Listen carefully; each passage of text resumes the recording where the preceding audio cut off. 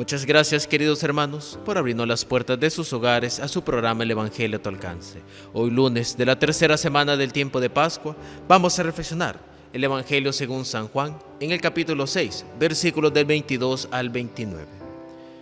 Después de la multiplicación de los panes, cuando Jesús dio de comer a 5,000 hombres, sus discípulos lo vieron caminar sobre el lago. Al día siguiente, la multitud que estaba a la otra orilla del lago se dio cuenta de que allí no había más que una sola barca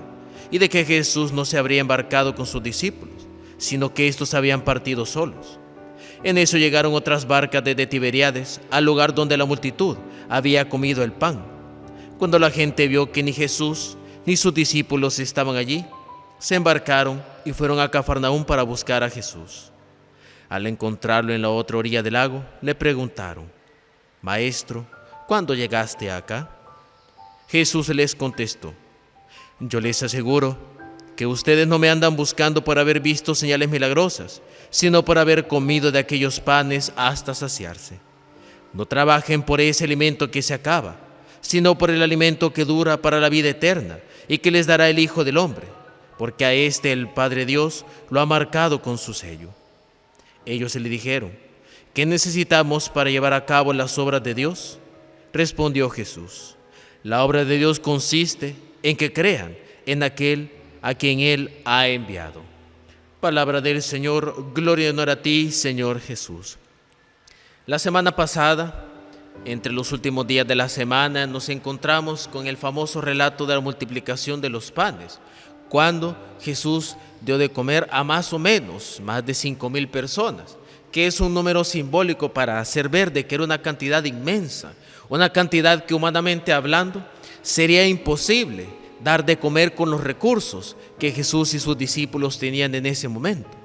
A pesar de ello, Jesús les da de comer, multiplicando la gracia de Dios y multiplicando a través de ella también esos panes y esos peces con los cuales alimentó a estas personas. Pero ahora encontramos ya no el relato del milagro, sino lo que sucede después. Esa ansia que tenían estas personas por encontrarse nuevamente con Jesús después de lo que habían vivido.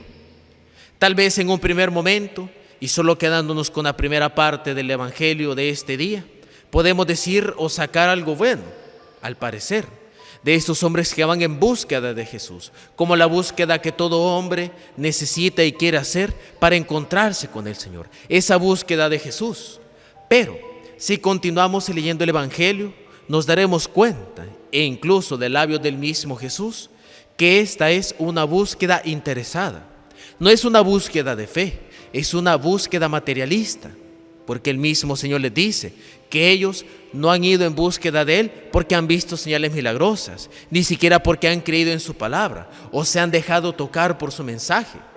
Simplemente van tras las huellas de Jesús porque han comido pan hasta saciarse, es decir, han comido pan de gratis, han empezado a tener algo de gratis sin esfuerzo regalado, y eso para ellos les gusta, porque tienen algo sin siquiera esforzarse, algo que no se han ganado propiamente. Entonces van en búsqueda de Jesús para ver qué más se les saca, y es aquí un punto principal de la multiplicación de los panes y sobre todo de lo que se relata ahora en el Evangelio. Es una reflexión acerca de nuestra propia búsqueda de Dios, acerca del sentido de nuestra búsqueda del Señor, porque puede ser de que nuestra búsqueda que nosotros hacemos cotidianamente, a través de la oración, a través de la Eucaristía, a través de nuestra visita al Santísimo, esa búsqueda y ese encuentro del Señor muchas veces puede ser una búsqueda interesada, una búsqueda que esté enfocada a obtener de Jesús aquellas cuestiones materiales que queremos, pero que en realidad no necesitamos, o de aquellas cuestiones materiales que solo buscan terminar de saciar nuestro deseo de bienes materiales, o de cosas que no son importantes, como lo es precisamente el reino de los cielos, en la forma en cómo Jesús precisamente termina el Evangelio, haciéndole ver que lo importante es ganarse el pan del cielo, ganarse sobre todo ese premio del reino de los cielos. Eso es lo más importante, porque es un elemento que no es perecedero, no como los alimentos, que una vez hechos, que una vez en nuestras manos, tienen un tiempo de caducidad.